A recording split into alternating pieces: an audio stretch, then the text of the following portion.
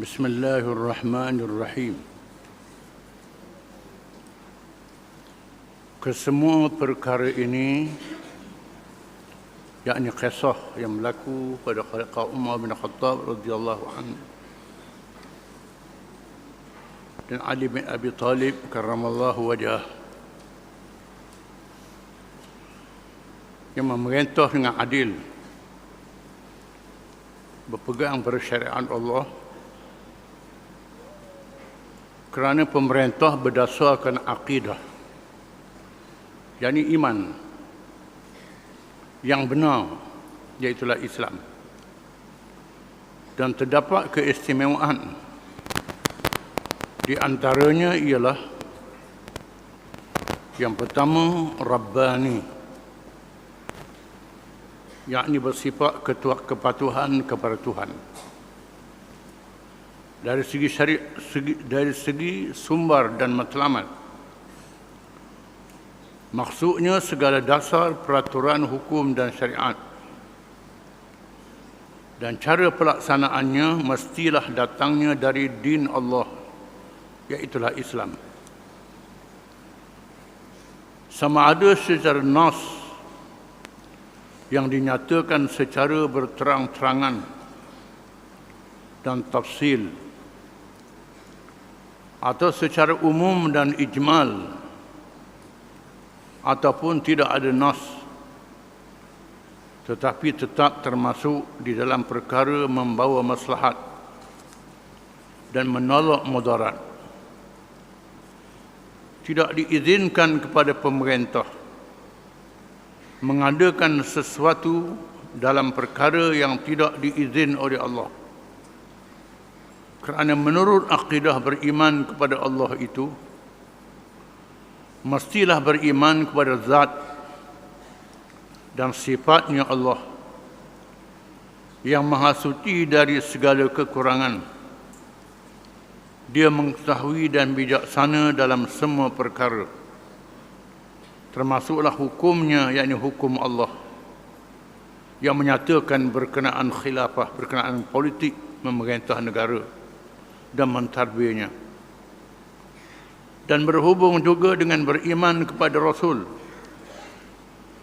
kitab dan lain-lain, maka haramlah pemerintah dan sesiapa sahaja mengadakan hukum syariat dalam perkara yang tidak diizin oleh Allah.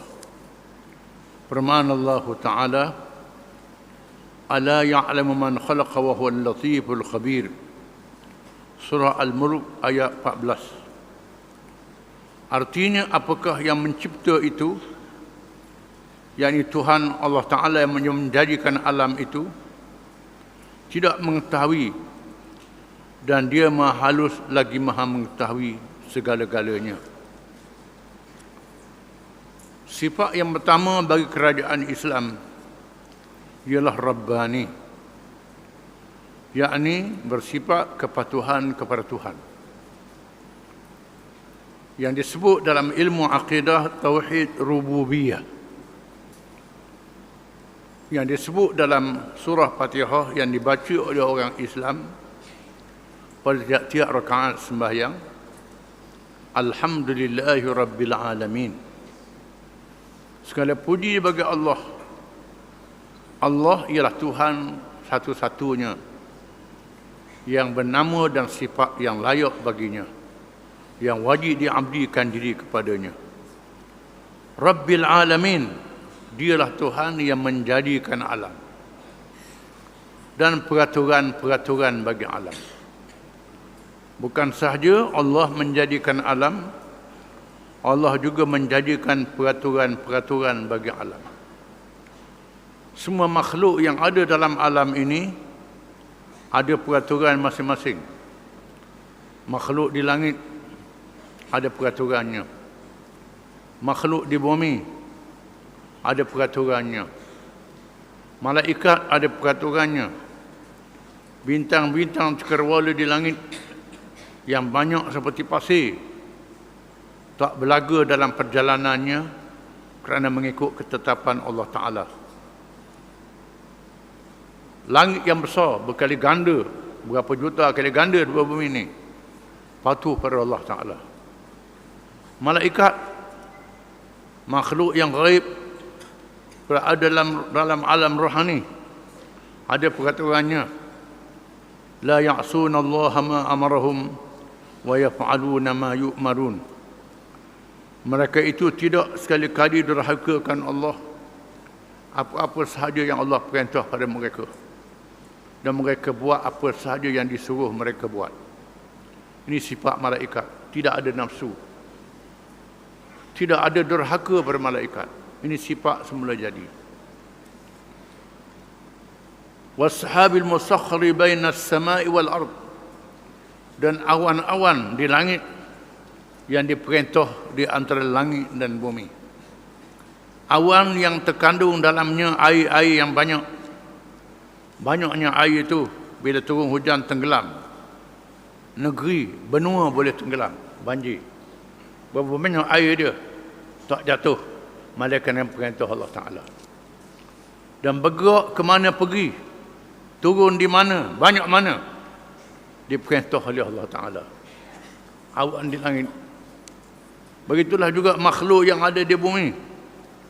Pohon-pohon kayu hidup di kawasan tanah masing-masing. Ada tanah yang sesuai untuk dia, tak sesuai untuk dia. Berbuah di musim dia dan tak musim dia. Ini peraturan Allah. Binatang-binatang, ada yang hidup di laut, hidup di sungai, hidup di darat. Itu peraturan Allah mengikut semula jadinya. Dan manusia juga adalah makhluk. Ada peraturan bagi manusia. Kerana makhluk manusia ini ada akal, ada fikiran, boleh buat pilihan. Dia beri kepada mereka mentarbih makhluk-makhluk yang lain yang ada di atas muka bumi ini. Maka Allah memberi petunjuk kepada mereka perkara yang tak mungkin dipikir oleh akal. Allah menurunkan nas-nas yang nyata.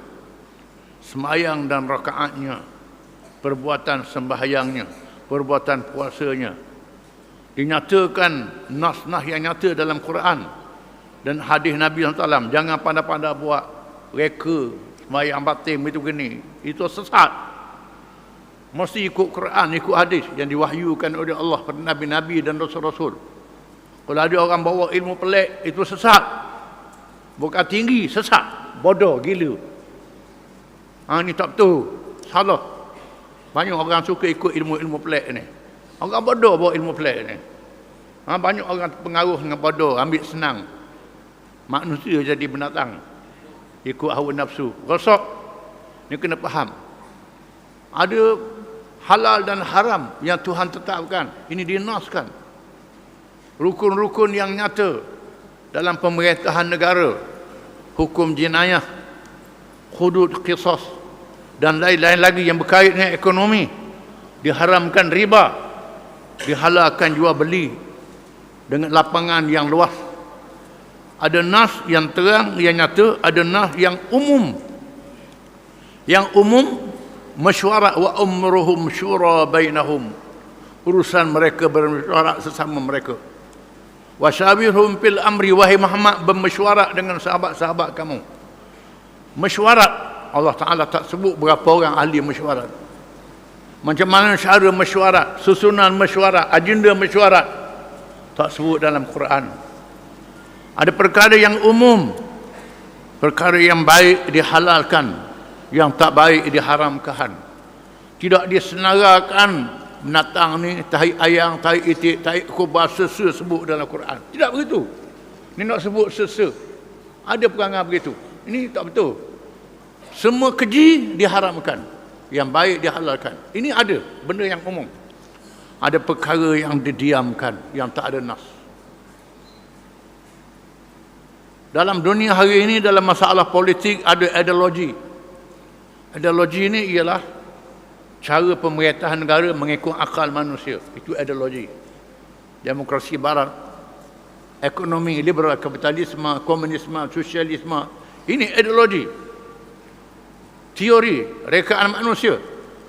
Dan di sana kita orang Islam ada akidah, ada iman. Dalam negara ada akidah, ada iman, kepercayaan.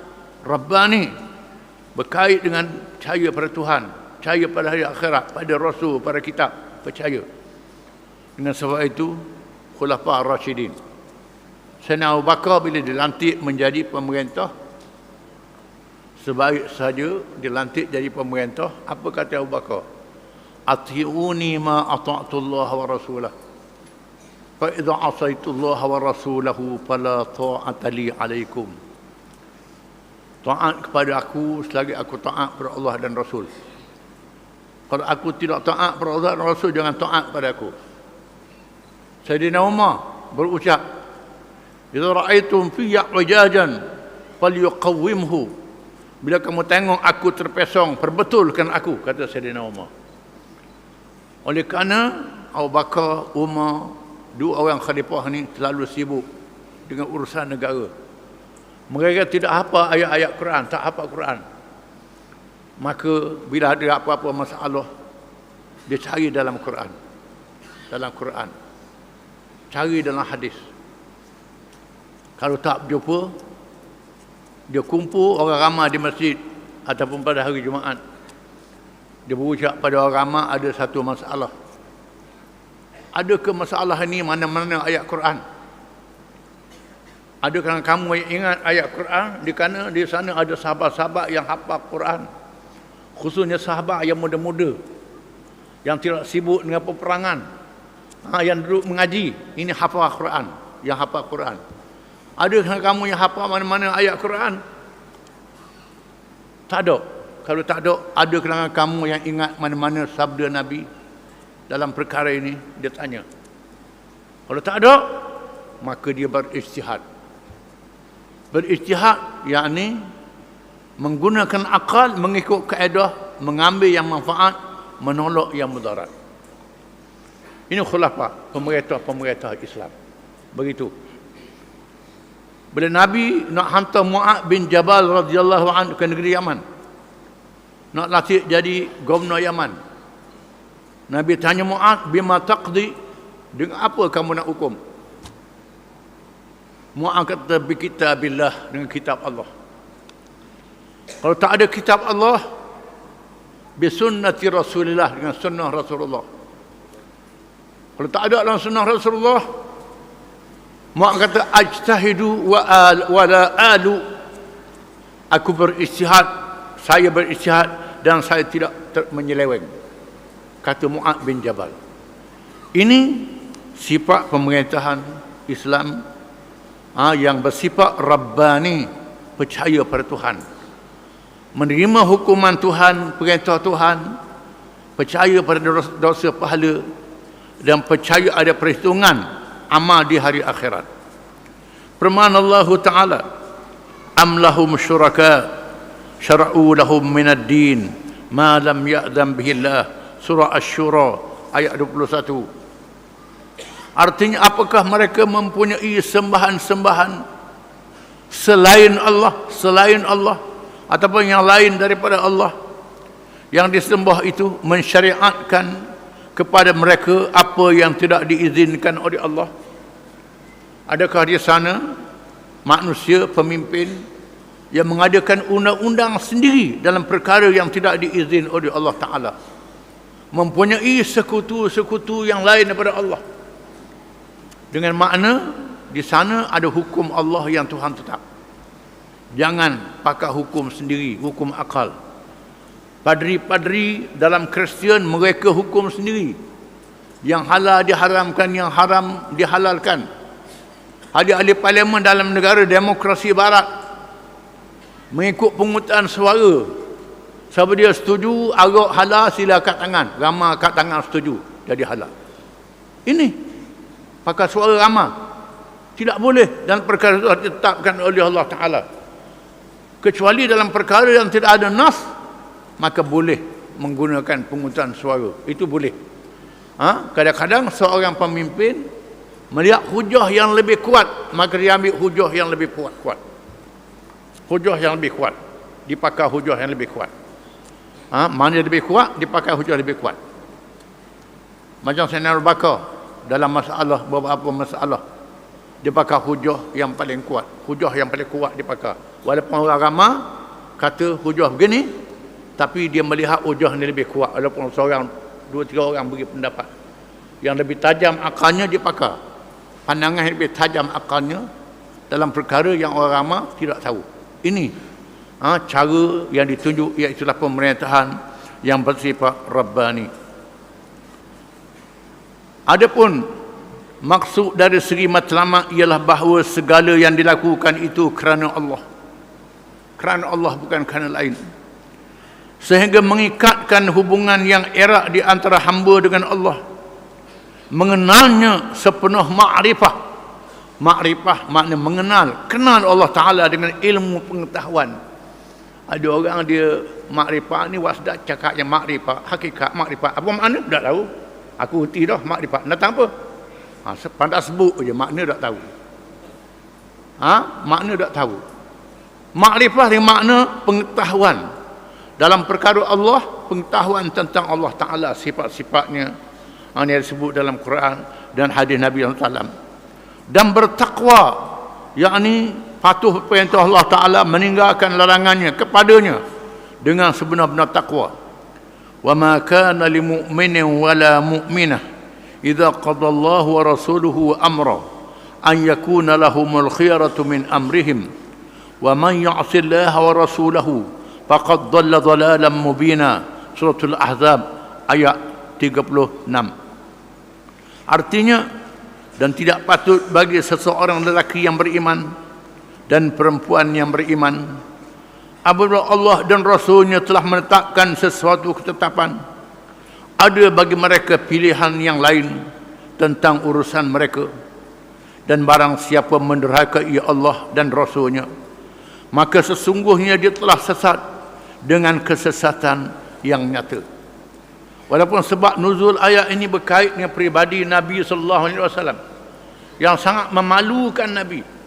Nabi sangat rasa malu. Tapi perintah Allah, iaitulah apabila Nabi mengahwinkan anak angkatnya Zaid bin Harithah dengan keluarga Zainab binti Jahsin radhiyallahu anhu. Allah Ta'ala takdirkan hubungan tidak baik antara Zaid dengan Zainab. Lalu Zaid menceraikan. Di mana oleh kerana Zaid ni anak angkat, sehingga orang sebut Zaid bin Muhammad. Tuhan turun ayat mengharamkan anak akak sebut biang ayah akak dia. Tidak boleh. Maka Allah Ta'ala jadikan Zaid bercerai dengan Zaid bin Jahsan, dan Allah Ta'ala perintah Nabi berkahwin dengan Zainab bin Jahsan untuk menyatakan bahawa menantu akaknya bukan anakmu, bukan menantu kepada anakmu. Maka Nabi berkahwin dengan rasa berat, dan Zainab berkahwin dengan rasa berat. Dan Zaid memang tak mahu beristeri dia. Maka Allah menurunkan ayat, tidak harus bagi seorang beriman lelaki dan perempuan, bila Allah Rasul menentukan suatu perkara, lalu dia menerima hukum yang lain. Ini pada diri Nabi. Tapi al-ibratu bi umumil lafzi la bi khususis sabab. Pengajaran diambil lafaz yang umum, bukan sebab yang khusus. Dengan makna semua hukum-hukum Allah tidak ada pilihan bagi orang Islam, kecuali diizin oleh Allah Ta'ala dalam perkara darurat. Contohnya babi yang diharamkan, bila darurat dihalalkan kerana darurat. Paman itu bagin wala adin fala isma alaih. Barang siapa dalam darurat maka boleh makan daging babi, tidak haram padanya, mengikut qada yang patut. Ini dalam keadaan darurat. Benda yang haram dihalalkan darurat. Darurat mengikut qadanya. Allah Ta'ala kecualikan. Dalam perkara yang tidak ada pengecualian, tidak ada tolak ansur sekali-kali. Dalam keadaan ini firman Allah Subhanahu wa Ta'ala, fala wa rabbika la yu'minun hatta yuhakkimuka fima shajara bainahum thumma la yajidu fi anfusihim haraja mimma qadaita wa yusallimu taslima. Surah An-Nisa ayat 65. Artinya, maka demi Tuhanmu, pada hakikatnya mereka tidak beriman hingga mereka menjadikan kamu hakim terhadap perkara yang mereka perselisihkan. Kemudian mereka tidak merasa di dalam hati mereka sesuatu keberatan terhadap keputusan yang kamu berikan, dan mereka menerima dengan sepenuhnya.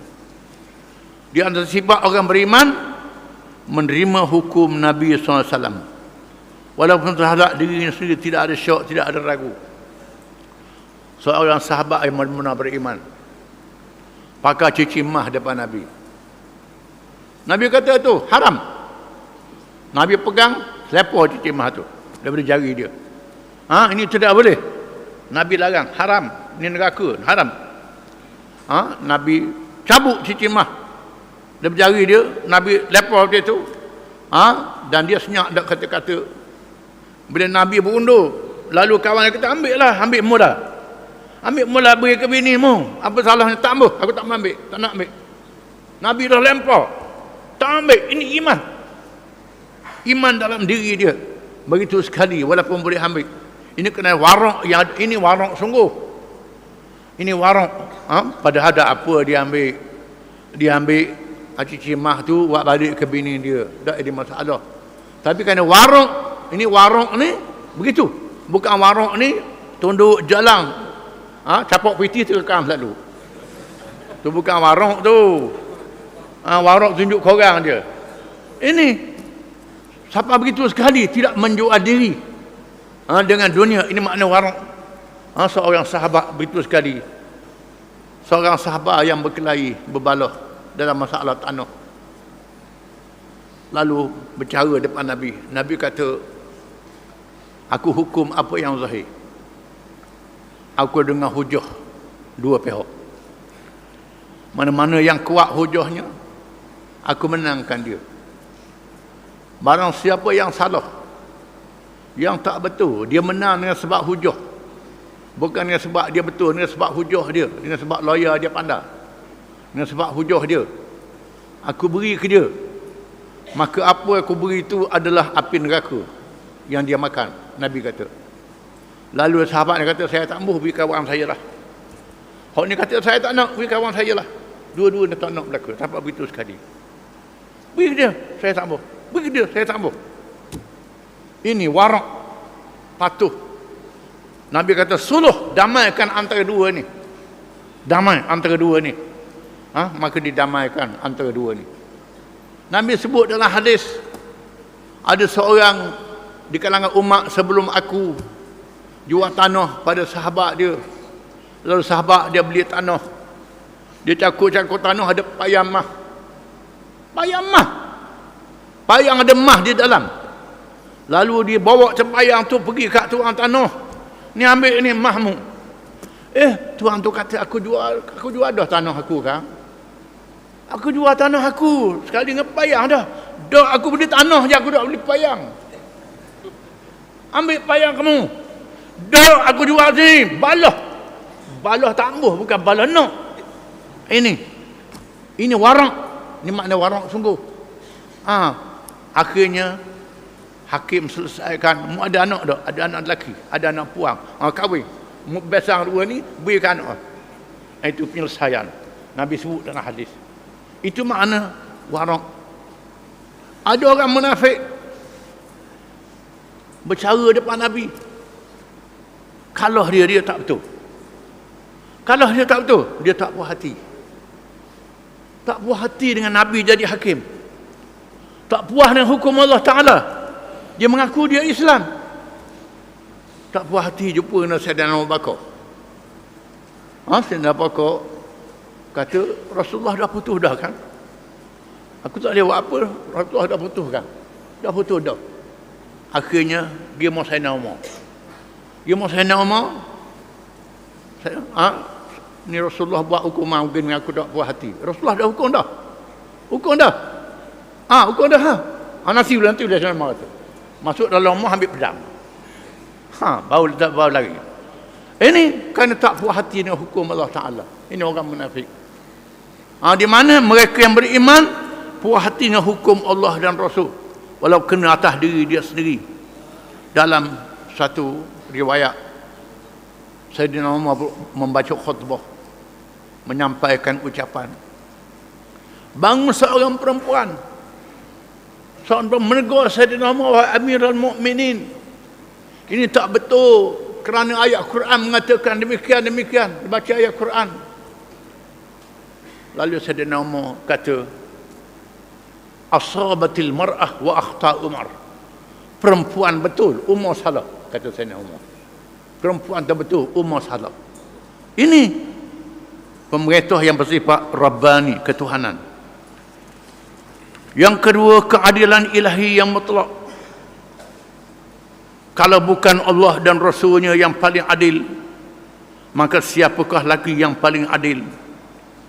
Tiada siapa yang boleh menjawab cabaran ini sehingga hari kiamat.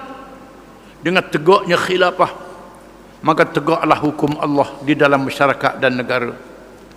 Tiada orang yang boleh dianggap istimewa boleh mengatasi hukum atau meminda hukum mengikut kemahuan kepentingan peribadi atau puaknya. Semua manusia berada di bawah undang-undang. Ini pemerintahan Islam, pemerintahan Allah Ta'ala. Allah dan Rasul paling adil. Allah yang maha suci bersegala sifat kekurangan. Adapun Rasul maksum, dia pelihara dengan wahyi. Kalau tak betul, turun wahyi selalu. Dia betulkan untuk jadi pengajaran. Ini Rasul. Dengan sebab itu hukum Allah dan Rasul adalah adil yang mutlak. Pernah berlaku dalam sirah, Nabi membahagikan ghanimah, membahagikan faid, membahagikan harta yang diambil dalam selepas peperangan. Dibahagi-bahagi. Ada seorang yang tak puas hati, mengatakan Nabi tak adil. Berubah wajah Nabi. Illam ya'dillah wa rasuluhu faman ya'dil. Nabi kata, kalau Allah dan Rasul tak adil, siapa lagi yang adil? Allah dan Rasul yang paling adil. Allah yang maha adil, sifat dia ialah maha adil antara sifat Allah Ta'ala. Walaupun tak masuk dalam sifat 20, itu sifat Allah Ta'ala juga. Semua sifat kemudian sifat Allah Ta'ala. Antaranya ialah adil. Sifat yang wajib bagi Allah Ta'ala. Allah Ta'ala tidak zalim, mustahil bagi Allah Ta'ala zalim. Rasul juga adalah adil. Yang ketiga, kamil dan mutakamil, yakni sempurna dan menyempurna di antara satu sama lain. Ada kait mengait antara satu sama lain hukum Islam ni. Firman Allah Ta'ala, al-yawma ya'isa alladhina kafaru min dinikum fala takhshawhum wakhshawni al-yawma akmaltu lakum dinakum wa atmamtu alaykum ni'mati wa raditu lakumul Islam dina. Artinya, pada hari ini orang-orang kafir berputus asa untuk mengalahkan agama kamu. Maka janganlah kamu takut pada mereka. Takut kalah kepada aku. Pada hari ini telah aku cukupkan untuk kamu nikmatku. Dan telah aku redha Islam itu menjadi agama kamu. Allah Ta'ala menyatakan Islam sudah sempurna, sudah cukup. Semua perkara yang berkait dengan manusia, hubungan dengan Tuhan, hubungan dengan akhirat, hubungan dengan dunia, ada berlaku dalam Quran. Semuanya ada. Dan firman Allah Subhanahu wa Ta'ala, ya ayyuhalladzina amanu udkhulu fis silmi kaffah wa la tattabi'u khutuwatis syaitan innahu lakum aduwwum mubin. Surah Al-Baqarah ayat 208. Hai orang-orang yang beriman, masuklah kamu ke dalam Islam keseluruhannya, dan janganlah kamu turut langkah-langkah syaitan. Sesungguhnya syaitan itu musuh yang nyata bagi kamu. Islam kena ikut semua, kerana Islam itu sempurna. Semayang ikut Islam, puasa ikut Islam, haji ikut Islam, zikir ikut Islam, tasbih ikut Islam, nikah kahwin ikut Islam, pakaian ikut Islam, jual beli ikut Islam, politik negara ikut Islam, undang-undang pemerintahan dalam negeri ikut Islam, undang-undang antarabangsa ikut Islam. Semua kena ikut Islam belaka. Islam tu sempurna. Cukup Islam ni. Masuklah dalam Islam, semuanya jangan ikut langkah-langkah syaitan. Ikut Islam separuh, tak ikut Islam separuh ni, ikut syaitan. Tuhan kata begitu. Ayat yang pertama menyatakan Islam itu sempurna, yakni terkandung di dalamnya perkara yang ada dalam urusan kehidupan manusia semuanya. semua perkara ibadat atau urusan yang lain di dalam kehidupan mereka, sama ada perkara dunia atau perkara akhirat. Dan ayat yang kedua pula menyatakan bahawa kesemua perkara ini hendaklah sepenuhnya diamalkan secara Islam, bukannya secara sebahagian-sebahagian sahaja. Kalau sebahagian sahaja tak jadi. Ada orang kata macam mana orang Islam? Molek semayang ni. Tapi isyak dadah juga. Minum arak ada juga orang Islam. Macam mana orang Islam? Rumah tangga dia huru-hara. Dalam Islam ada pemerintahan yang berkait dengan rumah tangga. Macam mana orang Islam? Menipu macam mana? Ini kerana tak ikut Islam semuanya. Jadi celaru. Kalau kita tak ikut Islam semuanya, macam kita pakai kasut sebelah lah. Pakai kasut dah cukup. Kasut sebelah. Mesti pakai sepasang. Ini Islam. Ruh dengan jasad tak boleh berpisah. Tangan dengan jasad tak boleh berpisah. Mesti semua sekali. Kerana ianya kait mengait di antara satu sama lain. Ibadah akan terganggu kalau perkara ini tidak mengikut ajaran Islam. Begitu juga urusan dunia tidak berjalan dengan betul kalau diri seseorang itu tak terikat dengan amal ibadat yang khusyuk kepada Allah. Menunjukkan bahawa beribadat itu mempunyai peranan yang besar juga kepada perkara-perkara yang lain. Bahkan segala bahan yang diambil dari makhluk yang lain tidak betul memenuhi keperluan manusia sekiranya tidak menurut perintah-perintah Islam dan larangannya. Dan sebab itulah kita nak ambil barang ada jual beli. Ada pinjam meminjam mengikut hukum Islam. Nak guna barang pakaian ada hukum Islam. Makanan ada hukum Islam. Bukan saja pada diri, termasuk hubungan kita dengan makhluk-makhluk yang lain ada hukum Islam. Dan urusan melaksanakan Islam menyeluruh itu mestilah dikendalikan oleh kuasa pemerintah yang beriman. Supaya orang Islam ni ikut Islam semua, mesti ada kerajaan Islam yang menguasakan hukum Islam itu. Kalau tak ada kerajaan Islam, orang Islam jadi celaru. Kerajaan Islam, kerajaan melaksanakan Islam, bukan kerajaan saja. Kerajaan melaksanakan Islam.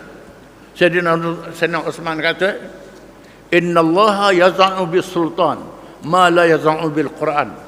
Allah Ta'ala mencabut sesuatu perkara dengan sultan, dengan kuasa pemerintahan, apa yang tak dicabut oleh Quran. Di sana ada perkara yang tak ada dalam Quran, pemerintah yang melaksanakannya. Ini kata-kata Sayyidina Uthman. Menyebutkan kena ada pemerintah yang mengendalikan urusan,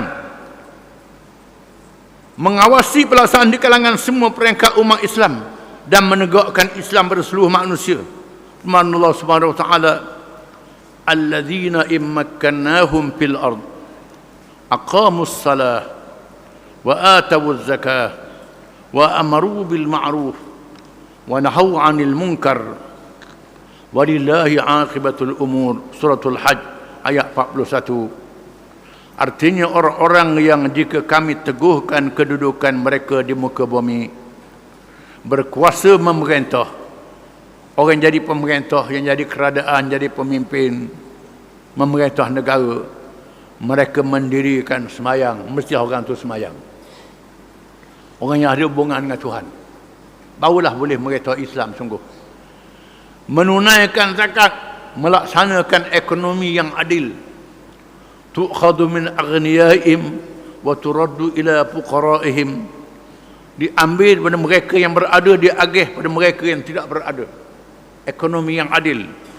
Menyuruh kepada ma'ruf, yakni negara berkebajikan, kebajikan dunia dan akhirat. Dan mencegah kemungkaran, kehebatan undang-undang. Undang-undang Islam dilaksanakan, menghukum mereka yang melanggar undang-undang. Ini kena ada, dan kepada Allah kembali segala urusan. Semua perkara ini akan dibawa pada hari kiamat, dibicarakan di hadapan Allah. Yang memimpin, yang menyokong pemimpin, yang setuju dengan pemimpin, tak setuju dengan pemimpin, semua akan dibicarakan pada hari kiamat kelak. Seterusnya kita akhir kitab ini dengan Rabbana atina fid dunya hasanah wa fil akhirati hasanatan wa qina adzabannar. Wahai Tuhan kami, kurnia pada kami dunia baik dan akhirat baik, dan peliharalah kami azab neraka. Wallahu a'lam.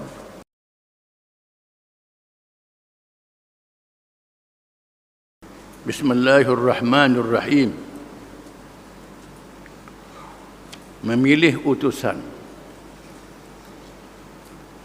Kemudian Rasulullah SAW membuat keputusan untuk menghantar utusan ke Mekah. Oleh Nabi yang sudah pakai ihram, dengan sahabat-sahabat dia dihalang oleh tentera musyrikin daripada masuk Mekah. Maka Nabi memilih utusan untuk berunding, bukan berlawan, kerana tujuannya datang ialah untuk umrah, bukan untuk berperang.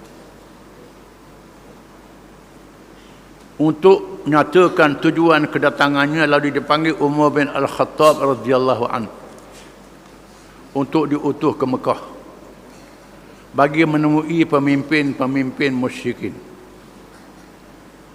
Mula-mula Nabi pilih Sayyidina Umar. Baik Umar pergi, Umar berunding. Tiba-tiba Umar mengundurkan diri dengan menegaskan, wahai Rasulullah, sebenarnya tidak ada seorang pun di kalangan Bani Ka'ab yang berada di Mekah itu bersedia untuk marah kalau saya dilakukan sesuatu yang tidak baik. Hantarlah Osman, keluarganya bersama-samanya, dan dia boleh mencapai tujuan yang dikehendaki. Sayyidina Umar kata, kalau atas saya bergaduh, bukan berunding, bergaduh, tak boleh atas saya tak boleh berunding. Keluarga saya dan orang Mekah ni jadi bala. Pilih Osman. Osman ni orangnya lembut, keluarga bersimpati dengan dia, dia boleh berunding. Utsman bin Affan radhiyallahu anhu dipanggil, dan dialah yang diputuskan menjadi utusan. Dipilih Sayyidina Utsman. Rasulullah SAW bersabda kepadanya, beritahulah kepada mereka bahawa tujuan kedatangan kita bukannya untuk berperang, tetapi untuk beribadah. Ajaklah mereka kepada Islam, dan temuilah orang-orang yang beriman, lelaki dan perempuan yang masih berada di Mekah. Berilah kepada mereka perangsang dan berita gembira bahawa Allah pasti akan memenangkan umatnya di Mekah, sehingga tidak takut lagi oleh seseorang pun dengan imannya. Di Mekah masih ada orang beriman yang lemah, yang tak mampu nak berhijrah. Nabi kata, wahai Osman, menjumpa orang yang tak mampu ni, beri semangat. Islam akan menang, jangan takut. Kemudian beritahu kepada musuh, tujuan kita mari ini nak buat ibadat, bukan nak berperang. Dalam masa yang sama, kalau ada peluang berdakwah, ajak orang masuk Islam. Walaupun berunding, ajak dia terima Islam. Ajak dia terima Islam, ajak berdamai. Yang sudah masuk Islam, beri semangat. Sayyidina Utsman radhiyallahu anhu bertolak ke Mekah. Apabila sampai di Baldah, orang-orang yang ditemui bertanya, hendak ke mana? Jumpa dengan orang Mekah. Tanya Sayyidina Utsman nak ke mana? Dia menjawab, Rasulullah SAW mengutuskan aku untuk menyampaikan tujuan kedatangan kami. Sayyidina Utsman apa ceritalah, aku dihantar untuk berunding. Sayyidina Utsman radhiyallahu anhu disambut oleh Abban bin Sa'id bin Al-As dengan dia meletakkan pelana di atas kudanya dan mempersilakan Utsman menunggang dan mengiringinya sampai ke Mekah, kerana dia keluarga Utsman. Dia sediakan kuda dan dia pimpin kuda Sayyidina Utsman masuk ke Mekah, dijaga keselamatannya. Lalu dia menyampaikan tujuannya kepada pemimpin-pemimpin Quraisy. Beritahu tujuan kedatangan pemimpin Quraisy. Yang paling besar sekali masa itu Abu Sufyan. Abu Jahal sudah mati, dibunuh. dalam perang Badar. Mereka mempersilakan Osman tawaf di Mekah. Kerana adat orang pergi Mekah ni di zaman jahiliyah pun bila masuk Mekah tawaf kudum. Orang jahiliyah pun begitu, walaupun dia kafir. Masuk Mekah tawaf dulu. Dipersila Osman tawaf. Ini syariat Ibrahim alaihissalam. Walaupun sembah berhala tapi tawaf. Ini perangai jahiliyah. Mereka benar Sayyidina Osman tawaf. Tapi Osman menjawab, aku tidak mahu tawaf sehingga Rasulullah SAW tawaf terlebih dahulu, kata Sayyidina Osman. Aku tak mahu tawaf sehingga Nabi dia benar masuk. Dan aku tak boleh tawaf sebelum Nabi SAW, kata Osman. Tersebarnya berita Osman radhiyallahu anhu dibunuh. Osman berada dalam masa yang panjang kerana perbincangan yang belum mendapat apa-apa keputusan. Tiba-tiba Sayyidina Osman lambat balik. Kerana lama berunding. Tak ada keputusan. Tetapi kelambatan pulangnya Sayyidina Osman radhiyallahu anhu sangat membimbangkan para sahabat tentang keselamatannya. Apakah yang dilakukan oleh musyrikin Mekah terhadapnya? Tak tahu. Sehingga tersebarnya berita bahawa Osman telah dibunuh. Tersebar berita angin. Berita angin. Bukan berita sungguh. Sayyidina Osman dibunuh. Apabila berita itu sampai kepada Rasulullah SAW, baginda SAW bersabda, kita tidak akan pulang sehingga kita menentang mereka, kata Nabi. Sekarang kita berperang. Osman sudah dibunuh. Kemudian Rasulullah SAW mengajak para sahabat supaya berbai'ah. Berbai'ah, yakni berjanji setia menjual diri, nyawa untuk berperang. Tidak berundur di medan perang.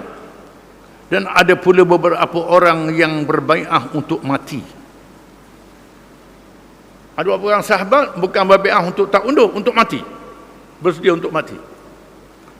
Orang yang pertama berbai'ah ialah Abu Sinan Al-Asadi radhiyallahu anhu dan Salamah bin Al-Aqwa radhiyallahu anhu berbai'ah untuk mati sebanyak 3 kali pada peringkat pertama, pertengahan dan akhir. 3 kali bai'ah, bersedia untuk mati. 2 orang sahabat ni. Bai'ah sungguh ni, bersedia untuk mati, sanggup mati, tak undur. Rasulullah SAW memegang tangannya sendiri dan bersabda, inilah dia tangan Osman. Setelah selesai berbai'ah, tiba-tiba Sayyidina Osman datang dan dia juga menyertai bai'ah itu. Lepas tu congek-congek Sayyidina Osman, siapa? Sayyidina Osman berbai'ah sama. Sehingga tidak ada seorang pun yang tertinggal malaikat seorang munafik bernama Jad bin Qis, di mana dia tidak menyertai bai'ah itu. Mereka, di mana orang munafik ni nusuk di belakang unta, tak bai'ah. Tapi orang tahu dia tidak bai'ah. Ada seorang. Mereka berbai'ah di bawah pohon kayu, di mana Umar memegang tangan Rasulullah SAW dan Ma'qud bin Yasar memegang ranting supaya tidak mengenai Rasulullah SAW. Bersempena dengan bai'ah yang sangat penting ini, Allah berfirman, Allah menurunkan ayat, laqad radiyallahu 'anil mu'minina idh yubay'unaka tahta asy-syajarah fa'alima ma fi qulubihim fa'anzala as-sakinata 'alaihim wa asabahum fathan qariba. Surah Al-Fatah ayat 18. Sesungguhnya Allah telah redha terhadap orang mukmin ketika mereka berbai'ah, berjanji setia kepada kamu di bawah pohon. Maka Allah mengetahui apa yang ada di dalam hati mereka, lalu menurunkan ketenangan atas mereka dan memberi balas kepada mereka kemenangan yang dekat waktunya. Allah menjanjikan kemenangan akan berlaku. Tak tahu bila kemenangan akan berlaku. Sabit di dalam hadisnya yang sahih bahawa Rasulullah SAW telah bersabda, la yadkhulun nar ahadun baya'a tahta syajarah. Nabi kata, tidak masuk neraka seorang pun orang yang telah berbai'ah di bawah pokok. Nabi kata. Bermakna 1000 lebih yang berbai'ah ini ahli syurga. Nabi jamin masuk syurga orang ni. Jaminan daripada Allah Ta'ala. Ini bukan sembarangan. Jumlah mereka lebih daripada 1400 orang. Sahabat radhiyallahu anhum. Dikenali dengan mereka yang berbai'ah di bawah pokok di Hudaybiyah. Mereka ni radhiyallahu anhum yang Allah Ta'ala jamin syurga. Kalau mereka buat dosa, mereka buat salah, diampun oleh Allah Ta'ala. Yang sebab itu tak boleh mengkafirkan sahabat-sahabat, tak boleh merendah-rendahkan mereka. Walaupun ada kalangan mereka yang buat maksiat, yang buat dosa, tetapi tak boleh merendahkan mereka. Kerana mereka redha oleh Allah Ta'ala. Mereka yang pertama mendukung Islam. Dosa-dosa mereka diampun oleh Allah Ta'ala. Wallahu a'lam.